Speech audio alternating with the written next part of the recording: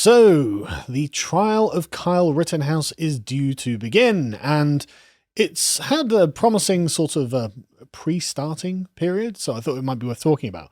But just to remind you on what happened, this was regarding the Kenosha shooting.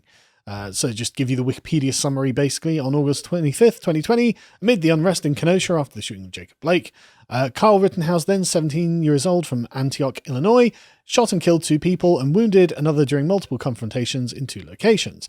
At the first location, Rittenhouse was pursued by a group, a gunshot was fired into the air by a third party, and Kenosha resident Joseph Rosenbaum lunged at Rittenhouse and attempted to take his rifle. Rittenhouse then fired 4 times at Rosenbaum, who died shortly afterwards. At the second location, Rittenhouse tripped while fleeing. A man kicked him, and then Rittenhouse fired at the man twice but missed. Still, while on the ground, protesters approached Rittenhouse, and Silver Lake resident Anthony Huber struck Rittenhouse with a skateboard and struggled for control of his rifle. Rittenhouse fired at Huber once, killing him.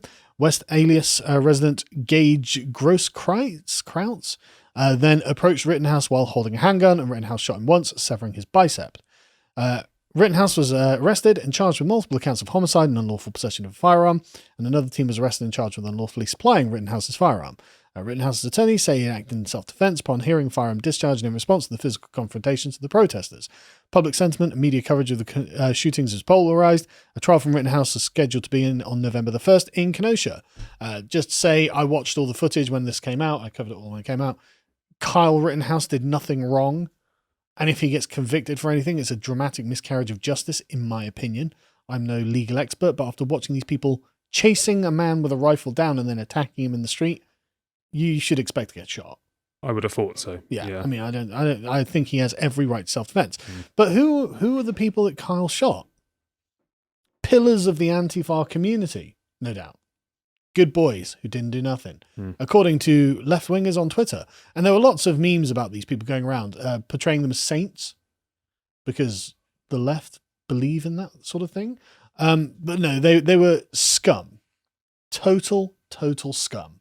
If you can believe that Antifa, you fire into a crowd of Antifa people and hit like 3 pedophiles, like shock and surprise, right? No, these people were absolute scum because all of Antifa is scum because that's what you would have to be to join Antifa.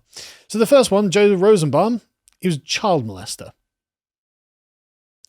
Convicted with 11 counts of child molestation, inappropriate sexual activity around children, including anal rape. The victims were 5 boys ranging in age from 9 to 11 years old. By far the worst of them. First one that Kyle shot. Nobody sad about him. The next one was Anthony Huber, another very nice person. This is an article talking about him. Again, all these are local Kenosha articles, so they're on the ground local knowledge. While Kyle was run to the police, he was he drop kicked Kyle and hit him with the skateboard. Anthony Huber lived a life of severe violence and crime. Wow, no way. What a shock. Like the majority of Antifa, probably. Yeah, exactly. Bunch of violent criminals have a history of violent criminal behavior. He was given several chances to change his life course. With the most serious conviction, the judge showed him some undeserved mercy and sentenced him to probation. Later, he had his probation revoked and went to prison for new crimes. His terrible life choices ultimately ended with his premature death. No one else is responsible, certainly not Kyle Rittenhouse. Again, this is just a local newspaper. But this is, and then they've got the list of things where he's like, drop kicking his sister, threatening his brother with a butcher's knife to gut him like a pig, and various other violent crimes he had committed.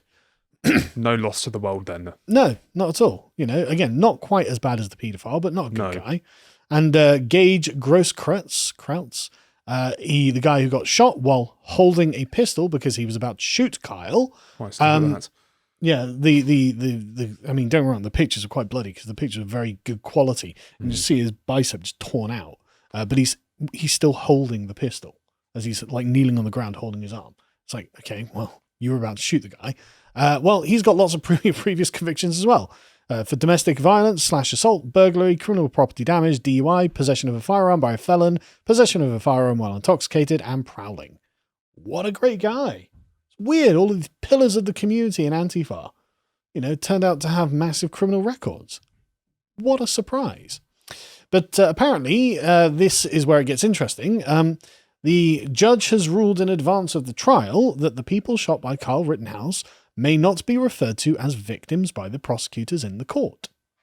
Good. I know. Small mercies, but that is a good start. Because, it implies that the judge isn't a radical leftist activist. Or just a rational person. Yes. But they're obviously not the victims because they were the ones attacking Kyle. And why should they be called his victims? As if he had stalked them and shot them, whereas they had, come to attack him. But defense attorneys may instead, however, call them arsonists or looters, which I think is fantastic. Yeah. Because, they were burning down Kenosha and looting stores. That's what Antifa were doing at the time. And that's incidentally while Kyle was in Kenosha to defend a gas station he worked at or something like that. He was, preventing them from burning down property and looting places. Yeah. And they attacked him for it and he shot them. And the judge's like, no, you can't call them the victims. It's like, good. Thank God. But he says the word victim is a loaded word. And I think alleged victim is the cousin to it, said Judge Bruce Schroeder.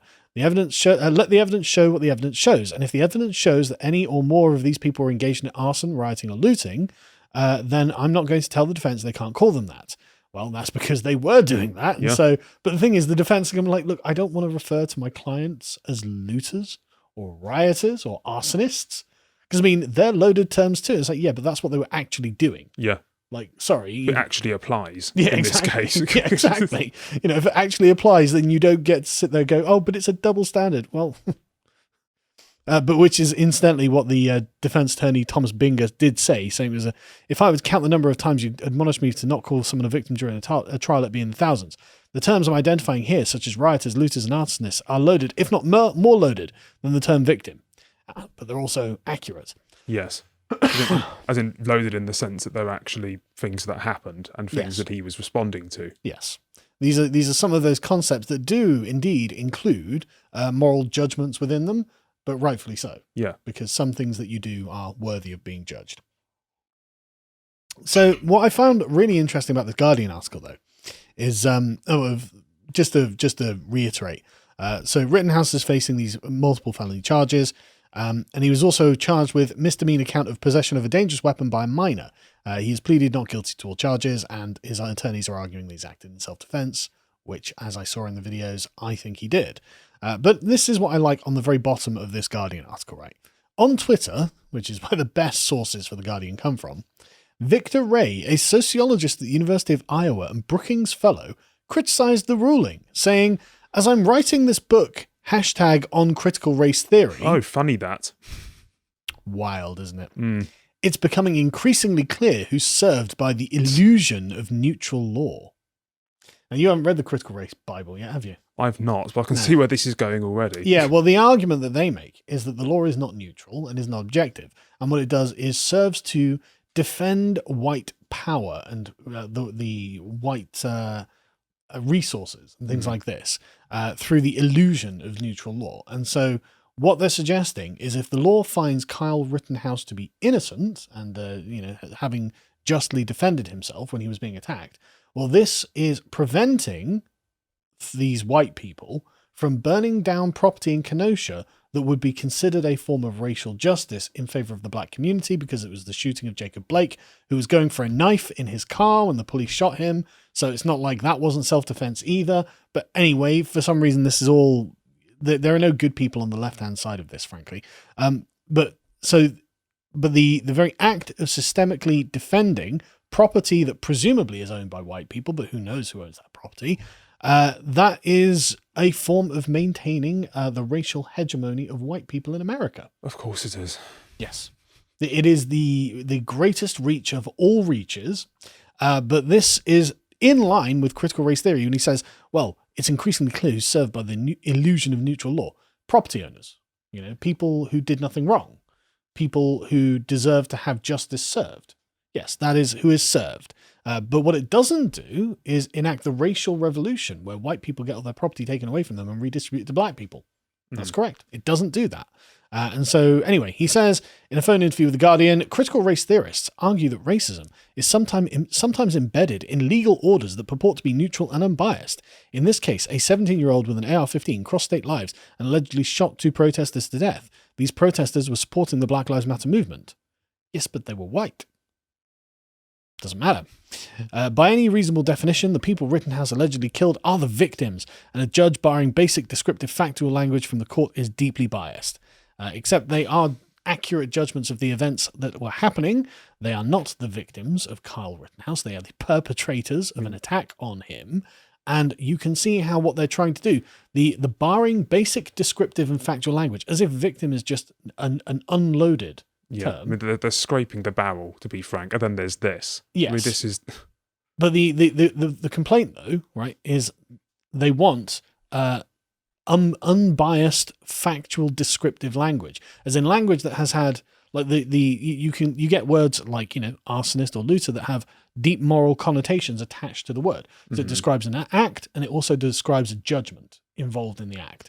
Like any like murder, betrayal. We've got lots of these sort of languages because humans make judgments. But the complaint is, no. What we want is just basic descriptive factual language, because that, if we remove our judgments, we're equalizing everything. If we remove like the loaded connotation of, victim, victimizer, and just make them people, well then could be anything. Who knows what the relationship between these two people are? That's contained in the moral judgments that are loaded onto the language in advance. And they're saying, well, if we can't have this neutral language, well, that just makes us look like the villains. And I wonder why. Because you are the villains. Quite literally. If you enjoyed that segment from the podcast, The Lotus Eaters, you can watch the full thing at 1 p.m. every weekday at lotuseaters.com, or you can sign up to get access to all the premium content we have on the site. Yeah, we've got loads of really good stuff. Every week we have a Contemplations and Epochs episode that goes up, and in the Contemplations we talk about just interesting things, and the Epochs episodes are probably my favourite because I love talking about history. This latest one is we're doing a bit of a series on the 100 Years' War and why England kept winning. And we've not finished it yet, and you're going to really enjoy the end of that one. But we've also got other excellent episodes that we do, like the book club. The most recent one was Shooting an Elephant by George Orwell. This was about his time in Burma as a colonial officer, and when he was tasked with the shooting of a rampaging elephant. And it's really, really interesting what the circumstance of the thing was. But we also have lots of other content, such as premium articles, which have audio tracks on them for our silver and gold subscribers. And we do premium podcasts about things that we don't really feel that we can put on YouTube or have done a particularly large amount of research into. And so it's worth keeping them slightly more private. And we also do lots of very interesting interviews, such as this one with comedian Steve Hughes, which was really fascinating because I didn't expect him to be a philosopher. But anyway. Yeah. Also, the last thing to mention is the live event content we have. So we occasionally, when we get around to it, doing our live events, and the videos from them are on the website as premium, of course, because people came to see and paid. So go and check that out. This is on the worst of critical race theory. Yes. And I do mean the worst. It's unconscionable. Yeah. So if you'd like access to all that premium content, go to lotuseaters.com and subscribe. Thank you and goodbye.